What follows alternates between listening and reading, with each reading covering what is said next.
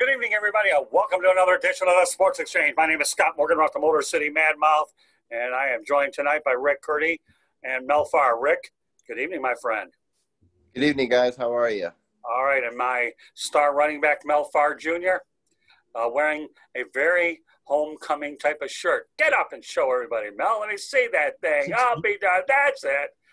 Mel has a little bit of lion stuff, or is there any roar in it? I don't know.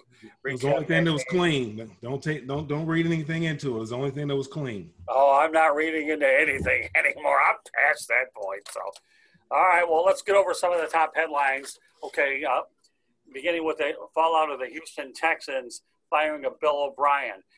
Before O'Brien was fired, J.J. Watt argued with O'Brien. Then again, everybody does anyways.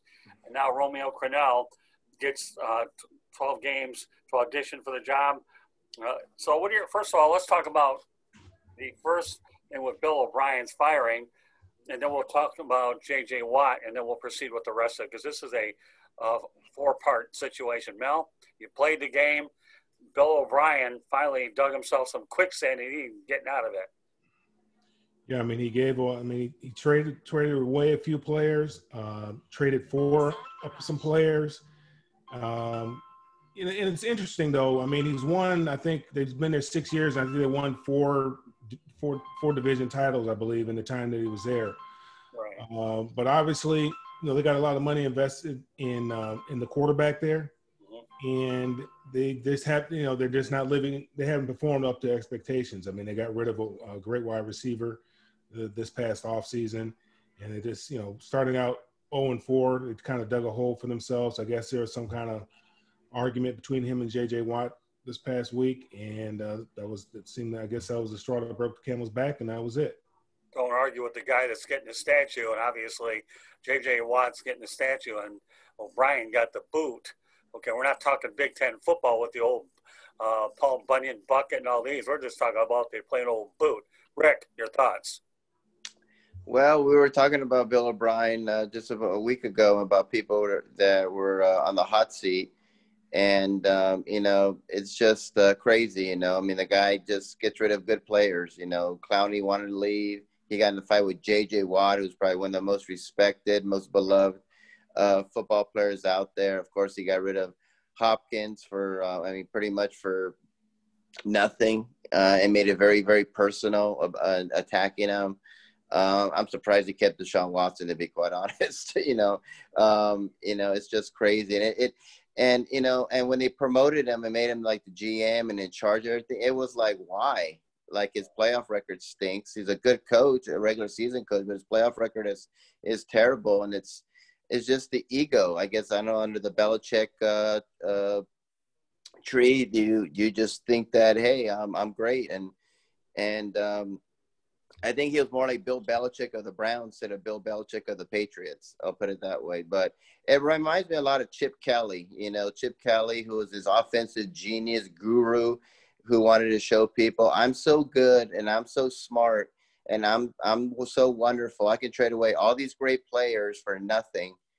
And, well, Chip Kelly's on his third team, and he's with UCLA, who's not doing so hot right now. So, that's what it reminds me of. It's just the ego of I'm so good, I can do whatever I want, and with less players, and well, that doesn't happen. So it's not a big surprise they got rid of him. Yeah, Romeo Cornell takes over for Bill O'Brien. I guess it's a good opportunity with a 12-game window to audition for the job. Yeah, I think so. He's got experience. He's there with the Browns and with the Chiefs. We'll see what happens with him. Another Bill Belichick person. We'll see what happens. Will they keep him? I don't know. He's a good coordinator, but as a head coach, I don't know. I'll be surprised if they keep him. So Marvin Lewis, hey, he's out there. Call him. Call Marvin Lewis, and he would be a great fit there. He'd be a great fit anywhere, but I think he'd be a really good fit there with Houston, especially with Watson there. I think him and together they could work really well together. Yeah, it's not uncommon for coaches to have 10, 12 games to show what they can do. What do you have to lose, really? Exactly. I mean, no one expects them. They fired their coach during the season. I don't think anybody expects the Texans to go to the Super Bowl. And if he could turn it around and if they can make the playoffs with him, hey, that's fantastic. But I doubt it. But show what you got, audition, and if they're not interested, maybe there's a team out there that say, maybe like the Lions, that say, hey, you know what, Cornell did really well with Texans. He's got experience. Let's give him a call, and maybe he could. We can interview for a job if they decide to move on without Patricia. I don't know, Mel. What's your take on this whole thing? Yeah, I don't, Romeo, I think is 72, 73 years old. I think they probably want a young hot shot. I think you want to probably try to get somebody who's more offensive minded, since you have a guy like Deshaun Watson who's very dynamic at that position. They also have to hire a GM as well, and I think that they're going to hire the GM first and let the GM kind of dictate who they're going to hire as a coach. So obviously, depending on who the GM is going to determine who the coach is going to be. And Romeo Cornell, he's just standing in the gap right now. He's had 2 opportunities as an African American. It's highly unlikely, and at his age, and he's a defensive guy, it's highly unlikely that he would get that job. If I were the Houston Texans, the first phone call I'd be making would be Eric Bieniemy of the Kansas City Chiefs. You've seen him firsthand in the playoffs. Eric Bieniemy, to me, is one of the bright offensive minds. If they don't get him, somebody's going to take him. I know one of the most interesting in-season firings that I remember in recent years, although it was toward the latter part of the year, was when Darryl Rogers got replaced by Wayne Fontes, and Wayne Fontes won the job. And there's a little trivia question for our Detroit listeners out there. Wayne Fontes was the last Lions coach to win a playoff game, and the last Lions quarterback to win a playoff game was Eric Kramer. So, sometimes these interim jobs become full-time jobs. Again, every situation is very different. But you never know. But I agree, Mel, that age does not work in Romeo Cornell's favor whatsoever, I think, right now. But you never know, though, if he has an incredible run over the last 12 games, if he wins 9 games, you'd almost have to at least give him a consideration. Not that he will, but guys like him could stabilize the ship. That might be overly optimistic, but I'm not holding my breath. It's just like what Jerry Krause told Phil Jackson. He could go 82-0 and he wasn't coming back. Romeo Cornell can go 12-0, take the team to win all the playoff games and win the Super Bowl. He's not going to be the head coach. Well, I love your decisiveness on that. So you know what? When you give me a decisive answer, then you know what? We're moving on to the next topic, period. And a guy that made a decisive answer is Anthony Lynn, the Los Angeles Chargers head coach, when he announced that Justin Herbert is the starter for the rest of the year. Why wouldn't he be after his team lost 38-31, but Justin Herbert's been looking awfully good since he took over for Tyrod Taylor, and dispels the thought that a guy can lose his job because of an injury. But you had a young kid anyhow that you drafted 6th overall. So with that said, Rick, I'll let you lead off with this one, but I don't think there's any question that Anthony Lynn made the best decision. But what do you think, Rick? Yeah, I agree. I mean, he's your top quarterback of the franchise, hopefully for the next 12, 13, 14 years, just like Phillip Rivers was. So it's a good move. Tyrod Taylor, it's unfortunate what happened to him. I hope he's doing well, but, they have to go on with the future, and they have to see what this guy has. And he was a great quarterback at Oregon. So you got to try him out and see what happens. And he went 6th. So obviously he's your franchise guy. Just put him out there. What do you got to lose? I don't think anybody expects the Chargers to make the playoffs or go very far. So you got to see what he has, and if you got to put him out there, and I think he'll be fine. So it was the best move. It was the right move they had to do. All right, Mel. It's unfortunate for Tyrod to lose his starting job that way, but I've never been real high on it. He's been steady. He's a known commodity. I think everybody knows around the league what you get with Tyrod Taylor. Obviously, you got the new shiny toy that you want to play with, and the opportunities that he's looked very good. It'd be very difficult to go back to Tyrod with the way that he's performed. And I think he obviously gives them the best chance to win now. And he's obviously also going to, he's their quarterback of the future, and he's the face of the franchise. So with the way that he's played, you had to put him out there. Yeah, no question about it. I mean, to lose 38-31 to the Tampa Bay Buccaneers in Tampa isn't the worst thing in the world. He put 31 spot, and he didn't look that badly when they played over at SoFi Stadium out in L.A. So there's no question. Sometimes Oregon quarterbacks are hit and miss. You know, Kelly Smith and Joey Harrington certainly didn't work out well, but Justin Herbert, boy, he looks pretty good. So at least the early returns are pretty well. Let's go over to the colleges for a moment. This one's a really disturbing thing. But I'm going to bring it up anyhow. Kansas head coach Les Miles tests positive for COVID-19, and the guy's 66 years old. You know, the Kansas Jayhawks obviously know for their basketball, and Les Miles being at that age in his 60s where he gets it. So what are your thoughts about Les Miles testing positive for COVID-19? It's only a matter of time. He's around a lot of players, a lot of you don't know what these guys are doing once they leave the building. It's just a matter of time before one of these guys – before somebody in his age group catches it. It's unfortunate. Obviously, whatever they've been doing as far as how they've been trying to control or contain the virus is not working. You see some other universities are doing a lot better, and they have coaches that are, in that same age bracket as well. When you look at Alabama and schools like that. But it's unfortunate. I hate it for him, for Les Miles. Hopefully, he will recover and be fine and won't have any lingering effects from it. Go ahead, Rick. Yeah, I pray for Les Miles to make a speedy recovery. He's a great coach. He's really done a good job there in Kansas, which is primarily a basketball school. They've been awful for quite some time, and this thing is it doesn't care. It just doesn't care. I mean, look at the president; he got it too.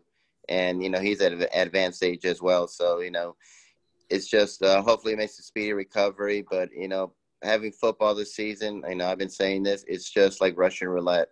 You're around so many players, and you're around staff, you're around, medical team, you're around assistant coaches. Those locker rooms are, a lot of people are in there. It's cramped quarters. I'm just shocked that more people have not tested positive for COVID-19. So I pray for Les Miles and for everyone out there who's affected by this, and hopefully makes a speedy recovery. Yeah, I mean, I think Les Miles is a good hire for the University of Kansas. Like you said, Rick, they're known for being a basketball program. But, I've actually toured that campus over in Lawrence. It's a beautiful campus. It really is. And I actually walked in the football stadium and was able to walk around when nobody was looking and toured it. But it seemed like a really, really nice place. And it'd be good to see the Jayhawks program actually do pretty well. And I think Les Miles is the right guy to do it. But first of all and foremost, recovery is at hand. And I wish Les nothing but the best of health and quick recovery over COVID-19, which rears its ugly head in a lot of ways. One guy that'll be playing ball, but not because of the COVID-19 situation, there will be Joe Flacco sighting. He'll be the starter. Sam Darnold will be sitting due to a shoulder injury versus the Arizona Cardinals. Did anybody know that Joe Flacco is still gainfully employed? I had no idea. I was like, Joe Flacco? Did he just sign him? No, they signed him a while ago. I'm like, I thought he retired. So that was news to me for Flacco with the Jets. And, I've never been really big high on Darnold, but, he's hurt. And you got a backup in Joe Flacco, who literally I really thought he was done. So, we'll see what he does. Like I said, I don't really have any high expectations for the Jets.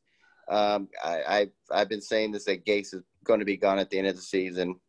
He's a joke. He's a terrible head coach. You got Flacco there. I mean, he's just not that player like he once was. So we'll see what happens with him, but I don't have any high expectations for the Jets. You got the big contract with the Ravens, okay? And then once you got the big contract, didn't do anything, Mel. So what are your thoughts about Joe Flacco? This is his first year in New York, or is his second year in New York? I know he spent a year. It was his first. Denver, right? It was in Denver prior to this. Yeah, I remember them talking about, because he started camp on some list or something like that because of injury or something that he was recovering from, if I'm not mistaken. Right. And then I happened to watch a little bit of the game and saw when Darnold got hurt during the game and Flacco came in. And I was really surprised that Darnold came back especially the way that he landed on that shoulder. And I've had 2 shoulder operations, and I know how how those shoulders can hurt. And Right. I was really surprised that he was able to come back in there and play. And then obviously, now he's unavailable for the game. But again, none of us are expecting much from the Jets. We're really just waiting to see, when Adam Gase gets fired here. I mean, they're 0-4 right now. We'll see what Joe can do for him. Maybe he'll provide a spark for the team, and we'll see. Yeah, I mean, Joe Flacco is Joe Flacco. I mean, right now you're right. Adam Gase is not a matter of if, it's really a matter of when with him anyhow. Now, let's talk about the NFL. They're discussing using win percentages to determine playoff pictures. Well, let's clarify the fact that now the Titans are up to 23 positive tests since September the 24th. The Titans-Bills game has now been moved to Tuesday, so they keep moving around. So at some point or another, I think MLB was considering doing this too, but it never got to that point. But now we're talking about the NFL discussing percentages because there may not be an even number of games when it's all said and done. So, all right, Mel, you take the lead on this one. Yeah, it's going to be difficult. I mean, I know they rescheduled that one game that was canceled last week. They rescheduled it for later on in the year. But with the Titans and what they're doing right now, with the number of people that they've had positive, it makes it very, very difficult for them to have a complete schedule this year. And, you don't have, with football, you can't play, every 3 days or, you can't squeeze games in like that. I mean, they're going to, some teams are play on a Sunday and then they come in and have to play on a Thursday, but then they get that whole week off and get to play again on a Sunday again. Right. A lot of teams don't like the Thursday night games because there's not that much rest in between, but you just can't play. It's very difficult to play three games in 10 days for football. And that's the only way you'd be able to make up some of these lost games is if you were to be able to play games like in 3 games in 10 days or something like that. So yeah, I mean, it makes all the sense in the world that that's something that they will probably have to look into. Hopefully, it won't come to that, but at least they have that. They're thinking about that and they have that option available to them in the event that something like that were to happen, so that they can seed the playoff teams. Yeah, the only thing you can do is if you have to back up the playoff games a little bit, a week out or so, that might be the only thing. Well, obviously, if your teams as they get knocked out. So other than that, you're right. You can't. It's not like baseball where you have double headers or anything where you pile games on top of games. Football being the high, heavy, violent contact sport being what it is, you have to space them out because the body takes so long to recover. So, Rick, what's your take on that? Yeah, it's going to be very, very tricky. Like you said, it's not like baseball where they're going to have double headers and they can push games back. I guess the good thing for the NFL is that it's a very short season, but it's a mess with what's happening with Tennessee. And, my thoughts and prayers are for them. And it's like I said, this NFL season was going to be very tricky. I didn't know if they were going to have one, or if they did have one, it'd be like a 10-game season because of these outbreaks. So it's just going to be very, very hard. And just to move them around, I can't see them wanting a game like on a Monday or maybe a Wednesday. And they don't like the Thursday night football games. So it's just very, very difficult how they're going to do this. And I mean, look at that wonderful division with the Cowboys and the Redskins where everyone's under 500. I mean, it's a terrible division right there. And so, I mean, it would be kind of hard. Can you imagine if one of those teams had an outbreak to determine how they're going to do winning percentage? So you might have a team that goes 6-10 and might make the playoffs. So it's just very tricky. Well, things are so bad in that division. Washington had to resort to benching Dwayne Haskins, who got demoted to number 3. And you got Kyle Allen, who's a starting quarterback, with Alex Smith being number 2. So, I guess right now in that division, call it the dysfunctional division, if you want to call it, Mel, because the NFC East looks like the NFC least. Yeah, they're struggling right now. Philadelphia, I think, is leading that division at 1-2-1. Yeah, you just talked about that they benched the guy at Washington. Dwayne Haskins, and they're going to start the guy that came over there from Carolina, Kyle Allen, who obviously Ron Rivera has a little bit of history with, and he has a little familiarity with, and probably has a lot more confidence in him than he did in Dwayne Haskins. So, it's going to be interesting to see. The Cowboys, they're reeling. I mean, it's not pretty. It's really not pretty. I mean, they gave up over 300 yards on the ground last week. and nobody rushed for over 100, but they had 300 yards rushing. Cleveland did, and that's not good, because the one thing in football that you need to be able to do is you need to be physical at the line of scrimmage, physical at the point of attack, and you need to be able to stop the run. And if you can't stop the run, that means that the whole playbook is available to that other team. They can do anything and everything, as you see what they did with that with the reverse that Odell took to the house. It's just it was embarrassing. It was embarrassing to watch. Yeah, I mean, the Cowboys scored a lot of points. The problem is they can't stop anybody. So we're going to talk a little bit of baseball. Then we're going to do something a little different tonight. Okay, I'm not going to go every single game. I'll only highlight a bunch of them. Well, first of all, the Miami Marlins season came to an end. They lost to the Atlanta Braves 3-0. The last two games, they were shut out by a combined score of 9-0, 7-0 today, 2-0 yesterday. And then, of course, they lost, I believe it was like 9-5. But the Marlins had one heck of a run, didn't they, Rick? They absolutely did. I didn't have them winning the playoffs this series, but they sure did, because we talk about Tennessee with their outbreaks. I mean, Miami was the first to have their big outbreaks, and to make it even more embarrassing, they were all partying. So that was like a double sword right there, a double edge right there for them, and they could have fallen apart. And Don Manley put them together. They went on a great run. They made the playoffs. And I've been saying that Don Manley is the manager of the year. And so he did a great job. So it would have been great to see them go all the way. But unfortunately they didn't. But the future looks very, very bright for the Marlins, because they're such a young team, and they're not going anywhere. Yeah, Don Mattingly made a reference, Mel, that you could appreciate probably as well as anybody. He said what the Atlanta Braves are to the Miami Marlins were what the Detroit Pistons were to the Chicago Bulls. They're the team that you have to get past in order to get to the next level. And we know full well that during the Bad Boys era, that's exactly what Chicago had to do before Jordan took it to the next level. So, the Marlins didn't make quite a run, but I don't think you're bothered about it, because the team they lost to happens to reside in your area code, isn't it, Mel? Yeah, I mean, I don't think Miami's, they can really compare themselves to the Bulls. I don't think they're quite there yet. Heck, I mean, they lost 100 games last year, didn't they? Yeah, they lost 105. But the point is that this team here, though, in terms of Atlanta being the team that they have, the benchmark for which they have to catch, Atlanta's the team that they have to pass. Atlanta's on the upswing. So I mean, they're going to have to continue to get better and better, because Atlanta's young and they're hungry, and they've been in the mix for the last couple of years. Miami, they nobody's even thought of them. They've been an afterthought. So they got a couple more years of getting into the playoffs and getting close, having some disappointments and whatnot. I'm looking forward to see who's going to win that game, win the game later on with the Dodgers. The Dodgers are up 2-0. I'd like to see, they've been knocking on the door. I think they thought they should have won it a couple years ago when they had that scandal regarding sign stealing or whatever it was that they were doing. So the Dodgers have been knocking at the door. They've been close. I'd like to see the Dodgers win it this year. Well, that's a great transition, Mel. Thank you very much, because a team that was involved in the sign stealing scandal just knocked the Oakland A's right out. And that's the Houston Astros 11, the Oakland A's 6. The Astros won that series 3-1. So very good segue, Mr. Farr. I appreciate the handoff. You actually did a double reverse and handed me the football. Thank you, Mel. I appreciate it.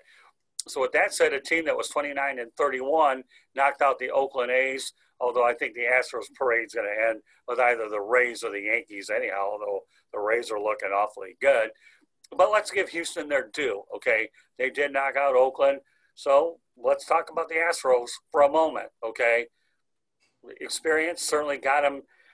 Dusty Baker's done a really, really good job out in Houston settling that ship. And you know what? I got to give the Astros credit this time. They had a bullseye in their chest, and they'll be in the Final Four. Anybody want to comment on that? I'll go first. Like I said, you're not going to get any pat on the back from me from the Houston Astros, but I am rooting for Dusty Baker. He's a class act manager. That was probably the best acquisition they did, because they were so hated. So they had to get somebody that people respected, and it kind of like tempered the flames until the Astros opened their mouths and said, well, it wasn't really that bad. We would have won it anyway. Carlos Correa's been acting like a how can I say this, a jerk about it and saying, Right. hey, I know everybody doesn't want us here. And it's like, well, we're here. And if you don't like it, too bad kind of attitude. So we'll see what happens. You know, the A's have, you know, they do so good in the regular season, but in the playoffs, you know, Moneyball can only take you so far. So, but I can say congratulations to the Astros. But most likely to me is congratulations to Dusty Baker, because he's done a heck of a job there. He really has. Anything you want to add to that, Mel? Yeah, I mean, I like Dusty, and I've liked him from when he used to play at the Dodgers way back in the day. That's how long I've been watching Dusty Baker. And, you know, he's been close. He's been close. And everywhere he's gone, his teams have been competitive. When he was with Washington, you know, team was competitive. And I think he left there and went to the Reds and got the Reds. The Reds were competitive again. And, you know, this unfortunate situation that happened down there in Houston got him another opportunity. You know, I'd love to see him win it, but not this year. We gotta let the Dodgers win one because they're due, and we'll, you know, maybe the Yankees, and then maybe Dusty can come in and win one. So hopefully he can hang around for a little while. He can win after the Dodgers win. I'll let him win one after the Dodgers win. But it's gonna be tough for Houston because, you know, they don't have their pitcher, right? There's Verlander's hurt. He's got to have Tommy John surgery.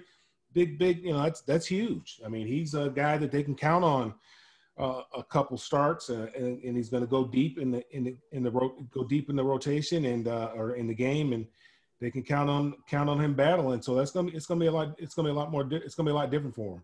Yeah, Dusty Baker's done a good job every stop. You know, remember, he was with Washington Nationals, got released there before they won their title. It was with the Giants, took them to the World Series. Right.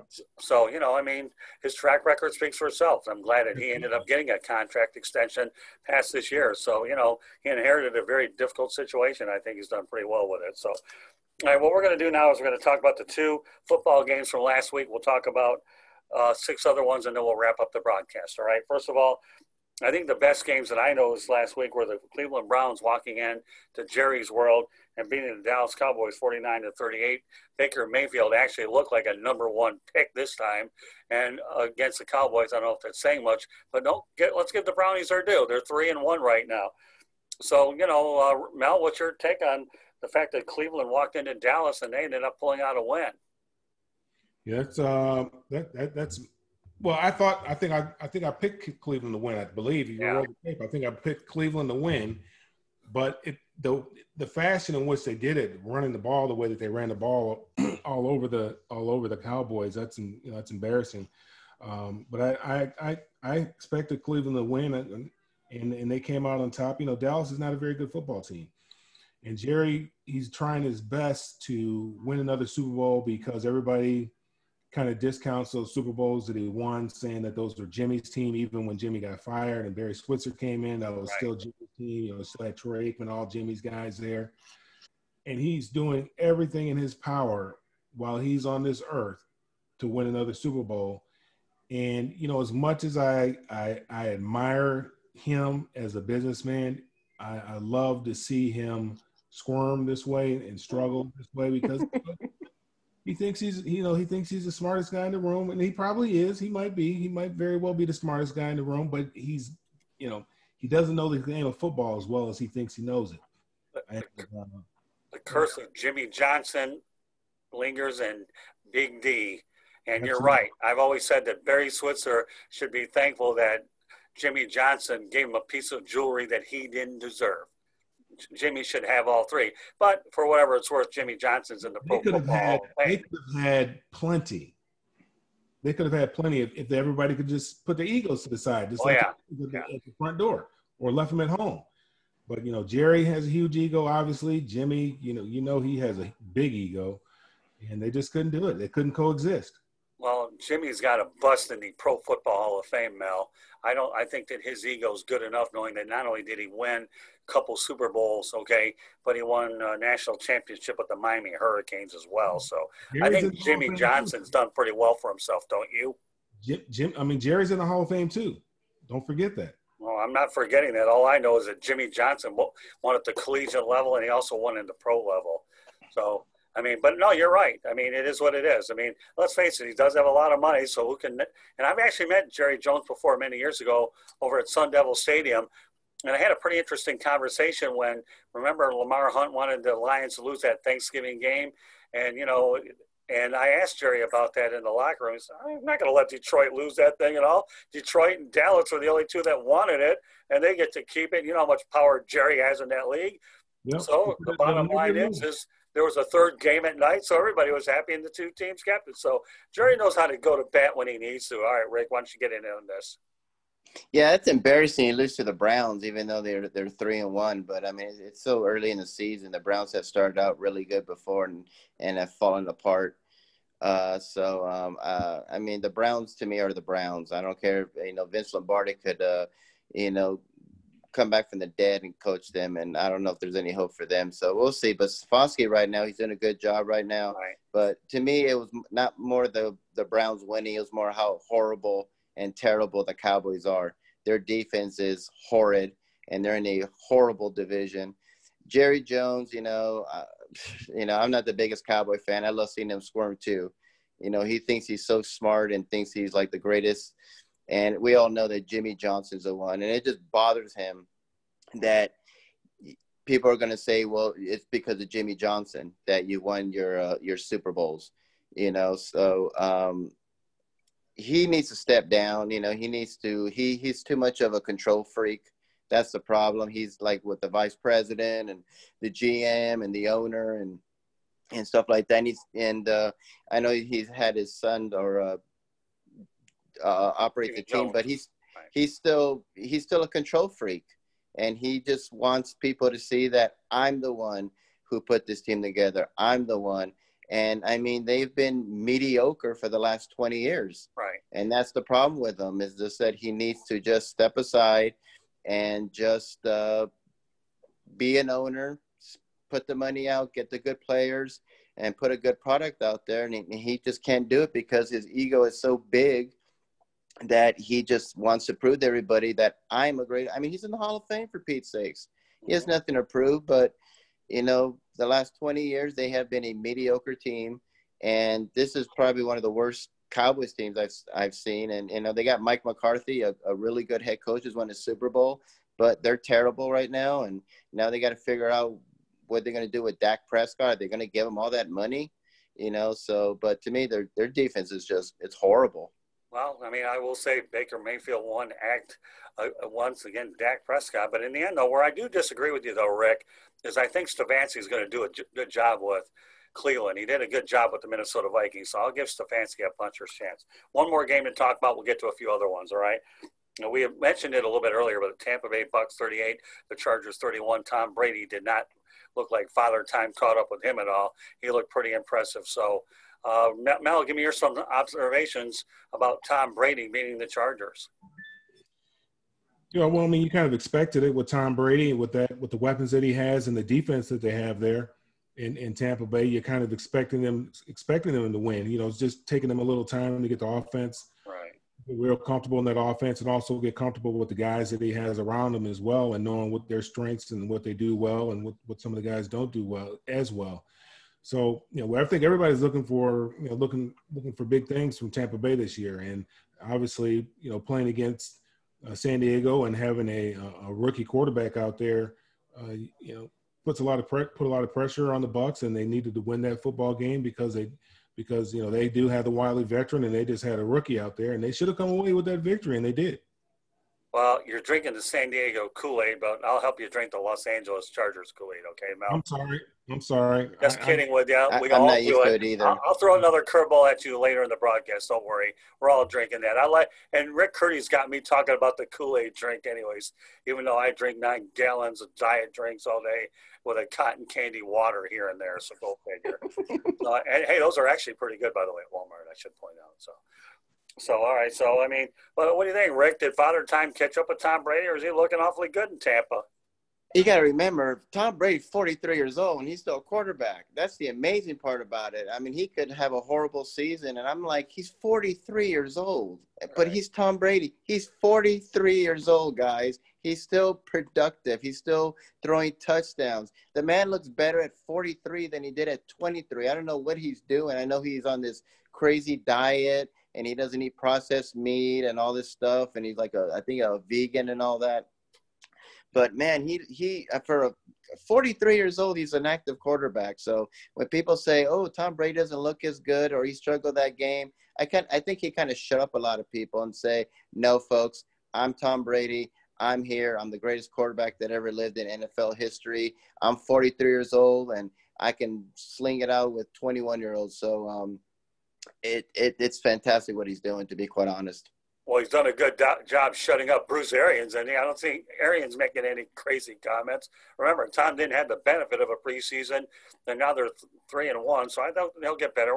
And now that we're talking about Tom Brady, guess what? We're going to talk about some football games tonight.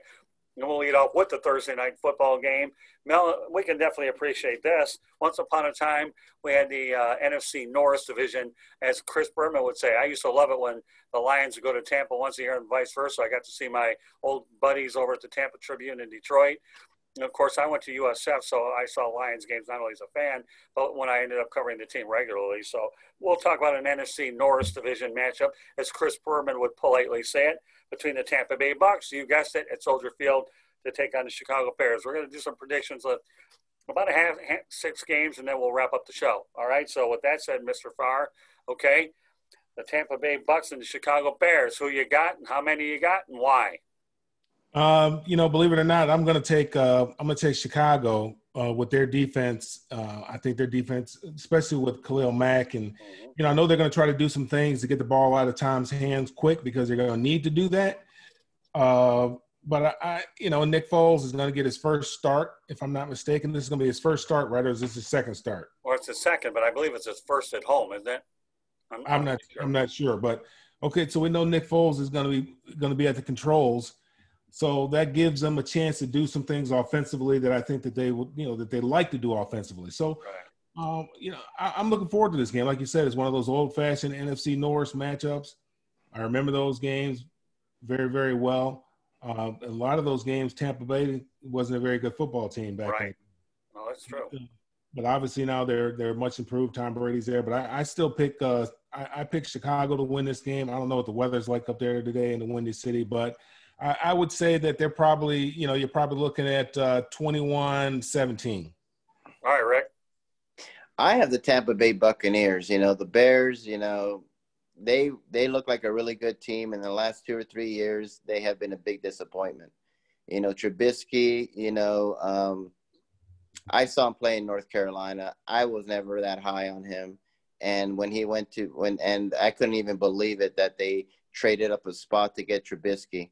And the 49ers totally faked them out. And that GM is on the hot seat right now for doing that. He was getting criticized for doing that. And now he's even bigger on the hot seat, especially when he passed up on Mahomes. He could have gotten Mahomes. So I have Tampa Bay. I'm not going to go against Tom Brady. Tom Brady, you could put him anywhere. I mean, he played in Massachusetts for, 20 years. And so the cold weather don't bother him. And I'm just not really high on the Bears. To me, they're kind of a mess, and they got Foles now, and we'll see what Foles does. I like Foles, but I don't know. But I'm not going to go against Tom Brady. Give me a score. Give me a rough idea. I'll have it 28-21. All right, and I'll go with Tampa as well, 24-17. I don't think that Nick Foles, to me, I'm not going to face anything he did in Jacksonville because everybody struggles there. But, again, I don't know whether you'll have a quarterback controversy by the end of the year, whether it'll be Trubisky over Foles, but right now Foles is in charge. But I'll go with the Buccaneers. I like what Tom Brady's doing. And you're right, he's acclimated himself to playing in cooler weather. Jacksonville against the Houston Texans, Romeo Cornell's first game. Does Romeo Cornell want to know, or the Jacksonville Jaguars going to get a win out in H-Town? I think that Romeo Cornell is going to get a win because of the talent that he has on at the quarterback position, and probably get the guys that probably rally behind him this week here because they feel like they got a new lease on life because the big bad wolf is no longer there anymore, so they want to go out there and prove that that the ownership did the right thing in getting rid of the guy. So I think they'll go out there and they'll win for him, and I think they'll win handily, probably 31-14. All right, Rick, give me a prediction. Yeah, I have Houston winning. I totally agree with Mel. I think that they're relieved that Bill O'Brien's gone. I mean, he pretty much alienated everybody, and I think Romeo Cornell, they're going to rally with him, and they're going to say, let's do this for Romeo, and let's just no one expects us to do anything, so let's go out there and win. Jacksonville's just not a very good team. And I have Houston winning I would say 24. I have it 24-17. Houston is, if it wasn't for Watson, they wouldn't be that well. And they got Watt, but he's been injured with back injuries. But I think they're going to win this for Romeo. Yeah, that makes it a unanimous here. I think 27-17 in favor of the Houston Texans. Romeo Cornell is 1-0. And I'll go back to Mel's analogy. The big bad wolf is gone. The only thing that O'Brien probably has going for him is probably going to be paid about a year or two just to stay the heck away. And he leaves Houston with a 52-48 mark. But what has happened over there to me is he's left. That's it. That franchise is a mess thanks to the moves that Bill O'Brien made. 4 more games to go. Denver Broncos, New England Patriots. Just found out this one was moved to Monday night. I got to tell you, it's an interesting matchup for me. These are the first 2 teams I actually saw in person that won Super Bowls. Denver beat Atlanta, and of course, New England beat Patriots, but now they're both playing. But the game's in New England. Who do you have, Mel? Well, if Cam is playing, I'm going to take New England. If Cam is playing, now if Cam's not playing, I'm going to take Denver. So it all depends on who the quarterback is going to be. If Cam's going to be ready to play, because you saw what those guys did last week that were out there. It wasn't very pretty. If Cam had played last week, because Mahomes, for whatever reason, didn't really look engaged. He kind of didn't really look like he wanted to be out there for some reason. And I think if Cam had been there, had played, New England probably would have won that game. So it all depends on it depends on if Cam's playing and who's going to win that game. If Cam plays, New England. If Cam doesn't play, then Denver. Okay, fair enough. I mean, I thought Stidham, from what I heard, didn't look bad, and Brian Hoyer showed that why he's exactly Brian Hoyer. All right, so yeah, I'll right now I'll give the benefit of the doubt right now to New England, based on either Cam Newton or I think Jared Stidham could lead him to a win too. For some reason, they were really high on the kid, and he could get some invaluable experience. But I think if say Stidham does play, I think you're 21-17 in favor of the Patriots, one way or the other, regardless of the quarterback. Rick, go ahead. Yeah, I have New England in this. I think without, with or without Cam Newton, they're going to win. Denver is just not a very good team. Right. And they have quarterback issues right there.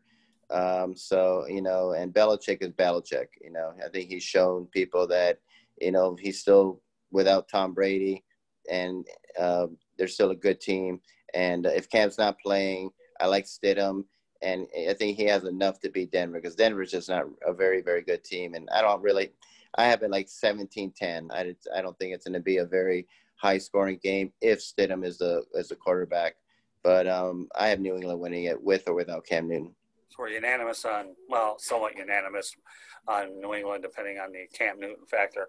And I think one of the best games of the week is going to be the Indianapolis Colts against the Cleveland Browns.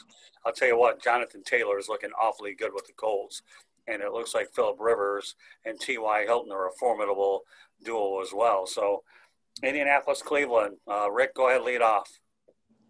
Well, Cleveland right now is doing really well. I think their confidence is up. They went to Jerry World and pretty much just had their way with them.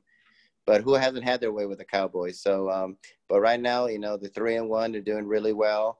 I like Indianapolis, but I'm going to go with Cleveland on this one. I think Baker is on a roll right now. He just got to keep his ego in check. I remember the first time they went on a roll and they got all excited and everything like that, and then they went free falling. And you remember, they're the Browns, so but yeah. So I do have Cleveland winning this. I have it like a 24. I think it'll be like 24-14, something like that. And I expect a big game from Baker Mayfield. All right, Mel, study your notes. Tell me what you think. I have Cleveland winning this game as well. And I think, we earlier in the year, if I'm not mistaken, Indianapolis started out the year with Jacksonville, right? And everybody they lost. Yeah, they ended up losing. So I'm going with Cleveland. That solidifies my pick here. I'm going with Cleveland to win this game. I like, their defense, and I think they can put some pressure on Phillip Rivers, get him back there, get him unsettled in back there, and put some pressure on him. And he'll throw. He's good for throwing a pick or two, and he'll throw a pick or two.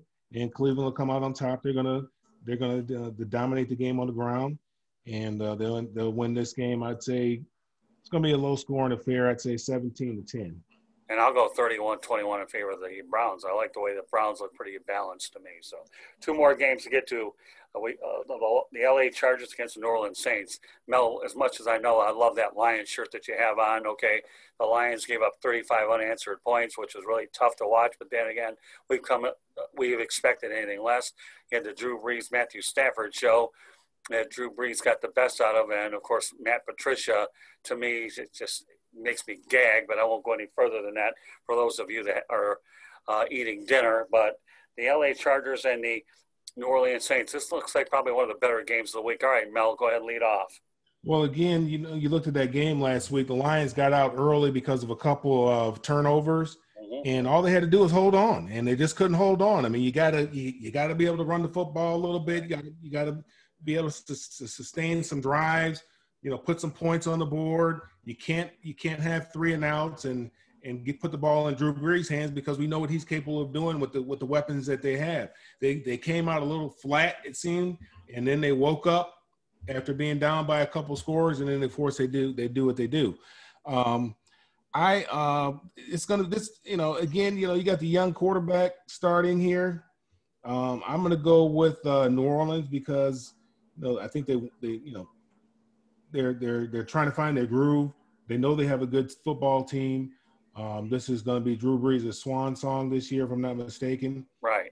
And I think Michael Thomas didn't play last week, but I'm not sure if he's playing this week. But I'm thinking that he's going to play this week.